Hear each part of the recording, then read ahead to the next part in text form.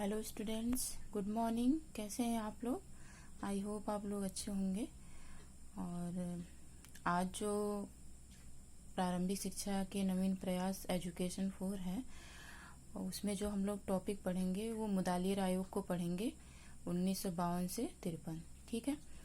अब देखिए, मुदालियर आयोग को माध्यमिक शिक्षा आयोग भी कहते हैं और सेकेंडरी एजुकेशन कमीशन भी कहते हैं। ठीक है।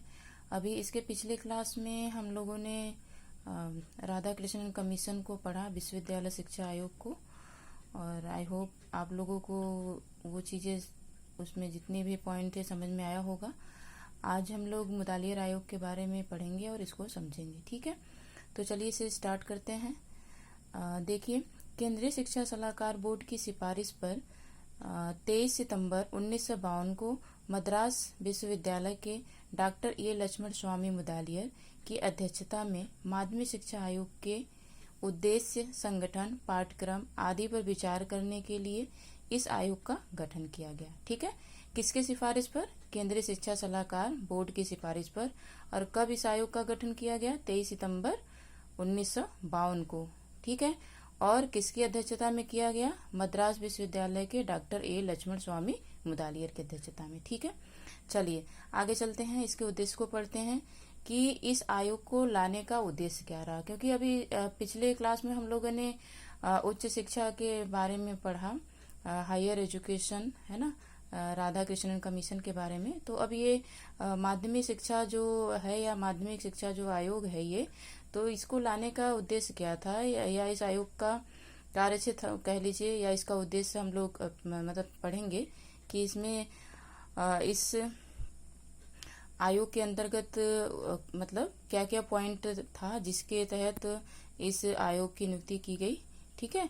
तो देखिए, इसके उद्देश्य में पहला जो पॉइंट है, वर्तमान माध्यमिक शिक्षा के पहलुओं का अध्ययन करना। यानी कि उस समय जो माध्यमिक शिक्षा थी उसका क्या था कि अध्ययन करना था कि इस आयोग का क्या काम होगा कि जो वर्तमान में माध्यमिक शिक्षा है, जो भारत में पूरे प्रांतों में जो चल रहा है शिक्षा, तो उसका अध्ययन करना था।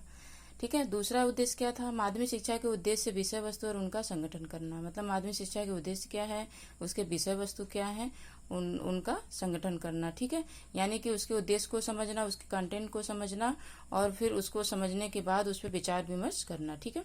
आगे देखिए क्या है, माध्यमिक शिक्षा का प्राथमिक, बुनियादी व उच्च शिक्षा के साथ संबंध निश्चित करना। यानी माध्यमिक शिक्षा का क्या है कि प्राथमिक जो बुनियादी शिक्षा है और जो उच्च शिक्षा है उसके बीच में क्या करना है, या उसके साथ संबंध निश्चित करना है, या संबंध स्थापित करना है। ठीक है। यानी कि प्राथमिक शिक्षा और प्लस आपका उच्च शिक्षा, दोनों के बीच में मध्य स्तरीय शिक्षा का काम करना है कि मतलब उच्च शिक्षा, प्राथमिक शिक्षा के बाद माध्यमिक शिक्षा भी आवश्यक है। ठीक है। तो चलिए यहाँ तक समझे होंगे। आगे देखते हैं नेक्स्ट पॉइंट। देखिए नेक्स्ट पॉइंट में क्या है, विभिन्न प्रकार के माध्यमिक विद्यालयों का संबंध, है ना। यानी कि जो विभिन्न प्रकार के जो माध्यमिक विद्यालय हैं उनका संबंध क्या है, मतलब किस प्रांत में या किस क्षेत्र में किस तरीके का मतलब माध्यमिक विद्यालय है, और वहाँ पे कैसे पढ़ाई हो रहा है, या वहाँ पे शिक्षा की व्यवस्था क्या है। माध्यमिक शिक्षा से संबंधित अन्य समस्याओं के समाधान खोजना, ताकि देश को उनकी आवश्यकता और संसाधनों के समान माध्यमिक शिक्षा दी जा सके। ठीक है। देखिए इसमें क्या है, माध्यमिक शिक्षा से संबंधित अन्य समस्याओं का समाधान खोजना भी था, ताकि देश को उनकी आवश्यकता और संसाधनों के समान माध्यमिक शिक्षा दिया जा सके। ठीक है।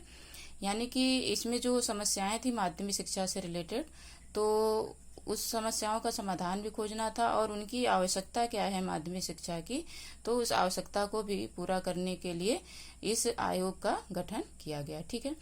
नेक्स्ट क्या है, भारत के सभी प्रांतों में माध्यमिक शिक्षकों के वेतनमान और सेवा शर्तों आदि का अध्ययन करना एवं सुधार के लिए सुझाव देना। देखिए भारत के सभी प्रांतों में जो माध्यमिक शिक्षक है उनका वेतनमान क्या होना चाहिए, और उनका सेवा शर्त क्या है, उसका अध्ययन करना एवं सुधार के लिए सुझाव देना। कहने का तात्पर्य यहाँ पर यह है कि जो माध्यमिक स्तर के जो शिक्षक है उनका वेतन भी निर्धारित होना चाहिए, उनके लिए जो सेवा शर्त है उसके अंतर्गत जो जो पॉइंट आती है वो सारी चीजें भी होनी चाहिए, और इससे संबंधित जो भी समस्याएं हैं उसमें सुधार भी होना चाहिए। तो इस आयोग में ये भी कहा गया। ठीक है, आगे देखिए क्या है, भारत के सभी प्रांतों में माध्यमिक शिक्षा की समस्याओं का अध्ययन करना और उन्हें दूर करने का उपाय करना। ठीक है, मतलब क्या है, भारत के सभी प्रांतों में माध्यमिक शिक्षा की समस्याओं का अध्ययन करना है। ठीक है, और उन्हें दूर भी करने का उपाय खोजना है। तो आयोग ने ये भी देखा कि कहीं न कहीं पहले इस आयोग के गठन से, जब गठन हुआ, इसकी नियुक्ति जब हुई, तो उसमें पहले माध्यमिक शिक्षा से संबंधित भारत के सभी प्रांतों में समस्याओं को देखा गया कि कहाँ कहाँ पे समस्याएं हैं, और उससे संबंधित पॉइंट को रखा गया। ठीक है, फिर ये प्रतिवेदन जो होता है, मतलब ये सारी चीजें जान लेता है आयोग, तो अपना प्रतिवेदन देता है भारत सरकार को। ठीक है, चलिए इसको पढ़ते हैं हम लोग। आयोग का प्रतिवेदन, देखिए आयोग के प्रतिवेदन में क्या है। माध्यमिक शिक्षा आयोग ने अपना रिपोर्ट 29 अगस्त 1953 को भारत सरकार के समक्ष प्रेषित किया। ठीक है, देखिए 23 सितंबर 1952 को तो उस आयोग की नियुक्ति हुई। ठीक है, ठीक है, और उसके बाद इसने अपना रिपोर्ट कब सबमिट किया भारत सरकार के पास, 29 अगस्त 1953 को। ठीक है, और यह प्रतिवेदन 244 पृष्ठों का एक बड़ा दस्तावेज है। ठीक है, यह जो प्रतिवेदन वो क्या है, 244 पृष्ठों का एक बड़ा दस्तावेज है, जिसमें माध्यमिक शिक्षा के समस्त पहलुओं पर 14 प्रकरणों के अंतर्गत प्रकाश डाला गया है। ठीक है, इसमें 14 प्रकरण रहे हैं, जिसके अंतर्गत इस दस्तावेज में क्या है किया गया, प्रकाश डाला गया, जो कि 244 पृष्ठों का था। ठीक है, देखिए जो राधा कृष्णन हम लोगों ने पढ़ा था उसमें क्या था कि 747 पृष्ठ का दस्तावेज था। ठीक है, और उसमें क्या था आपका, 15 अध्यायों में उसको विभाजित किया गया था। लेकिन मुदालियर आयोग में क्या है कि 244 पृष्ठों का दस्तावेज है, और इसमें 14 प्रकरण है। ठीक है, मतलब 14 प्रकरणों के अंतर्गत प्रकाश डाला गया। चलिए, आई होप यहाँ तक समझे होंगे आप लोग। आगे देखते हैं मुदालियर आयोग के सदस्य। अब हम लोग ये जानेंगे कि इस आयोग में कौन कौन से ऐसे सदस्य थे जिन्होंने कि अपना कार्य मतलब किया, अपना सहयोग दिया। तो देखिए इसमें क्या है, डॉक्टर लक्ष्मण स्वामी मुदालियर, जो कि इस आयोग के अध्यक्ष रहे। और इसके बाद हैं डॉक्टर KL श्रीमाली। फिर नेक्स्ट है श्री के जी सैदेन। ठीक है, नेक्स्ट है Shrimati Hansa Mehta. Next Shri John Christ. उसके बाद दूसरे कौन है, next Shri Kenneth Rust Williams. ठीक है, ये सारे मुदालियर आयोग के सदस्य रहे हैं, जिसमें से अध्यक्ष कौन रहे हैं, लक्ष्मण स्वामी मुदालियर। ठीक है, चलिए समझे होंगे यहाँ तक। आगे देखते हैं, आयोग ने पाठ्यचर्या में विविधता लाने, एक मध्यवर्ती स्तर जोड़ने और त्रिस्तरीय स्नातक पाठ्यक्रम शुरू करने इत्यादि की सिफारिश भी की।